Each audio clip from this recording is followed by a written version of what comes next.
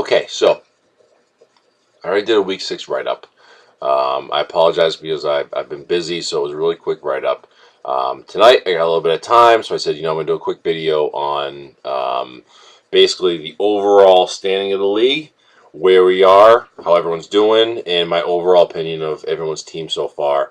We'll get through as quick as possible, and we'll see how we're doing here. So, first and foremost, JR is first place, 4-1.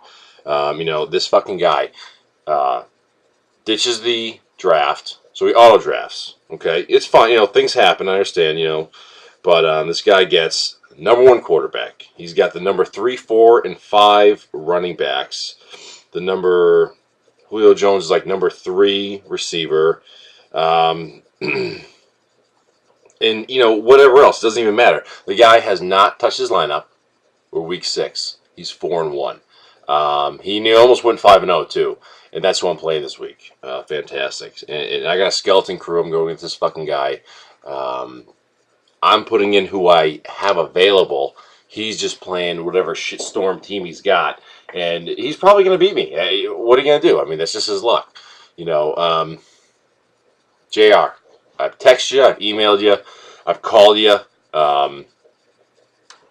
I don't know. The only thing I'm saying, though, is you're doing great. You're first place. However, you are one of the few people not to pay your dues yet. So your money needs to be in soon, or come end of the season, if you are in that place for playoffs, there will be some serious decisions to be made. So either get in or get out soon, because people are pissed off. Not just because you're doing good, but because you're just not being a part of it. So get your shit together, brother.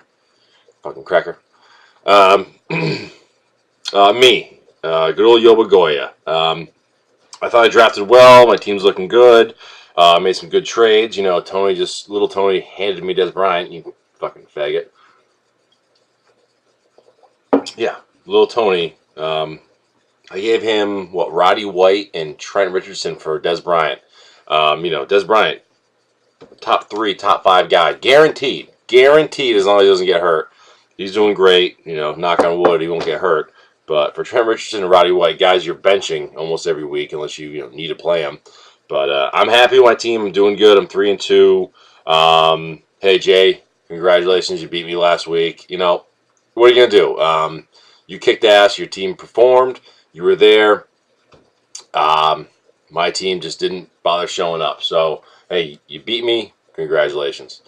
And also, congratulations on your son who was born. Great job, buddy. I'm sure he's conflicted. This motherfucker goes a whole year, doesn't win one, and all of a sudden he beats me.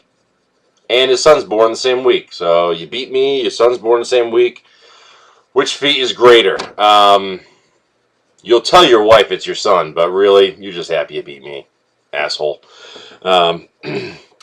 Next, third place, we got Ethan. Erect Tranny Hummin' Astronuts. Yeah, real clever asshole. Fucking 3-2. Ethan's 3-2. The only thing that saved him, seriously, and it was a good move. First 2 picks, Peyton Manning, Aaron Rodgers. I mean, in a 2-quarterback league, you can't have 2 better picks. That's a great draft. Jordan Nelson, amazing so far. Even when he catches 1 reception a game, it's for 16 fucking points.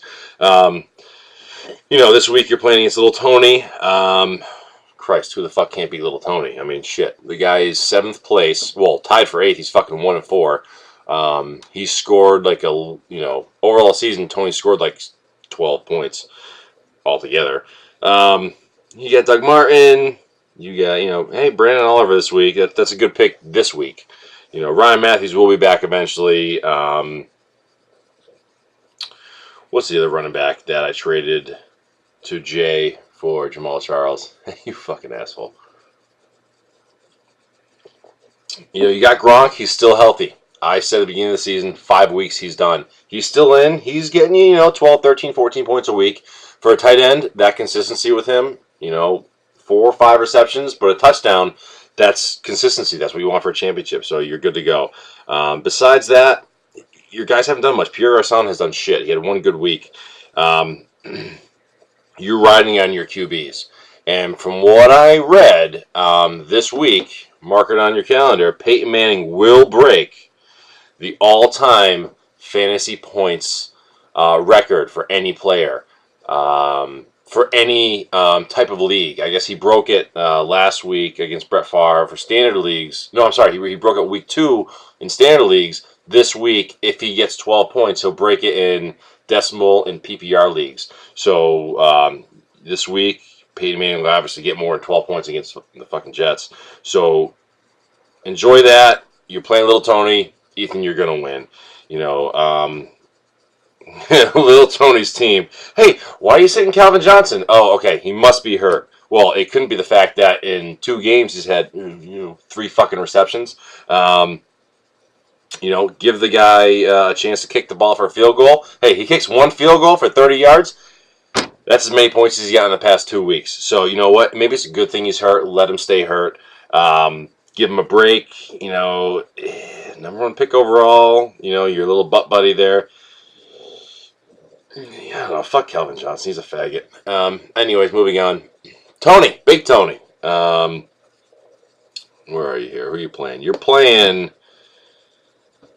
You are playing Crawford. Wow, projections are close. So Tony, first of all, draft-wise, 8th overall, 8th pick for draft is a bitch. It is. I mean, there's nothing you can do about it. Figure 8th. Top quarterback's gone, Peyton Manning. Top 4, 5 running backs are gone. Jimmy Graham's probably gone. Calvin Johnson's gone. Not that he's just any fucking good. But, so Tony, first pick, Eddie Lacy. Bum first 4 weeks. And he was hurt, he had a concussion. So, it is what it is. You got to take what you got. But blew up last week. 29.5 points. Amazing. That's what he should be doing. Big Tony picked up DeMarco Murray as number 2 running back. And DeMarco Murray, I mean, he's number 1. He's the best. This year, he's great. Guys get over 100 yards, I think, every week. Fumbled every week. And he's still the number 1 running back. Hey, you know what? He's a guy that you want to grab. You want to draft him. But at the same time, he's going to get hurt. So he's only due. And with Tony's luck, with Big Tony's luck, losing to both Santinellos in 2 consecutive years in the finals, it'll be during the playoffs. If Big Tony makes it. So he's running Tony Romo the Homo, Tom Brady, Witten. He has Witten like every year. Emmanuel Sanders, Elton Jeffrey. I mean, Tony's got a good team. He drafted okay considering he was 8th spot, it's a bitch spot. It sucks. But he's playing Little J. Projections are basically even. We're talking 1 point difference. Projections mean nothing anyways. Tony, if it were me, personally, put Alshon Jeffrey in the bench, put Reggie Wayne in tonight, and you got about an hour to do it. Just because, man, you know me, I'm a Reggie Wayne fan. He's great, he's a veteran. Yeah, he tore his ACL, but he's good to go. Cutler is kicking ass as a quarterback, but not the Jeffrey. So I would switch that. Tony, you took a team that you hated draft day, and you had a tough time with. You really did. But you know what? You're 3-2. You are tied with 3 other people, including myself, this league's, this year's champion, for 2nd place. So we got a close thing going on as far as the standings go. But Tony, you started off slow. You're on the right track. Keep it going. Whatever you're doing, you'll be fine. You make the playoffs. Mike. Please don't tear your ACL. The name I made for him, fucking 2 years ago?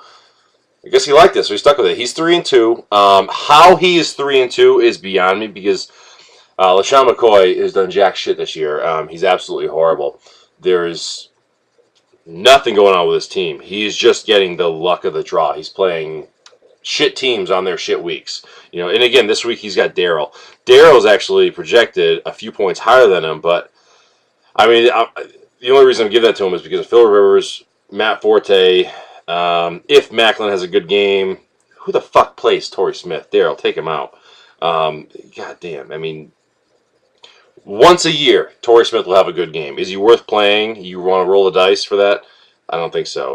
You're playing the Titans against Jacksonville. Anything against Jacksonville is a good play. that's about it.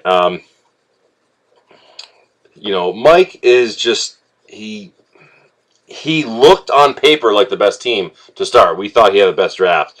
But, when it comes to the point we were throwing Roethlisberger in there, you're really in trouble. And with Jimmy Graham on a bye this week, that's your number one guy. And when you rely on a tight end, eventually, you're not going to repeat, buddy. Sorry.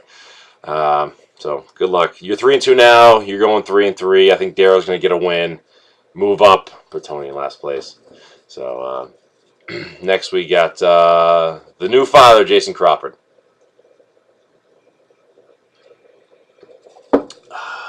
That's good. New England Mad Cows. So, like I said, you're playing Big Tony. Little J's 2-3. Big Tony's 3-2. A Crawford win, a Big Tony loss. Not only does that sting like a son of a bitch, losing to Crawford. Not as much as the first week, Little Tony. You fucking asshole. But if Crawford wins, he goes 3-3. If Tony loses, he goes 3-3. So then it's a matter of points. I think Big Tony would have the lead, but as of right now, it doesn't matter. It's a matter of records. It's just shit talking. Who's got the best record? This far. I thought Jay had a good draft. I thought Jay had a great draft. He got both Thomases in Denver. So he had a lock for a good tight end. He had a lock for a great receiver. Matt Ryan, Russell Wilson right now. They're two good quarterbacks. They have their ups and downs, and right now they're both up. They're both consistent, so you can't complain with those guys. I traded Julian Edelman to Jay. That was kind of like I shouldn't have done it. I screwed up. I made a bad trade. I gave him Edelman for, I think, Dwayne Bowe and T.Y. Hilton, who actually I'm playing Hilton this week, but you go with that. Running back-wise, Jason's hurting. When you're relying on Fred Jackson and like a fucking third-string Baltimore running back, you're stretching. It's as simple as that. You are stretching a bit. You're playing Texans tonight against Indy. Bad fucking move, dude. I know it's just the defense, but look at Indy. They're on fire. Andrew Luck is the number one guy this year. They're going to score points. Yeah, maybe get a couple sacks out of it. Maybe get an interception or a fumble. You're not getting a touchdown. You're projected for 5. If you get that, just be happy with that. If I were you, I would look on the waiver wire for fucking Pittsburgh or some shit. Who knows? But Crawford, last year, you won 1 game, toilet bowl game, so you made 7th officially. Now we're starting week 6. You already got 2 wins. Congratulations. It's a big feat for you. I'm sure you're really excited. So like I said, your child was born yesterday. I know you're more excited about fantasy football though. But congratulations. Oh boy, Long Meadow Lions. What can I say?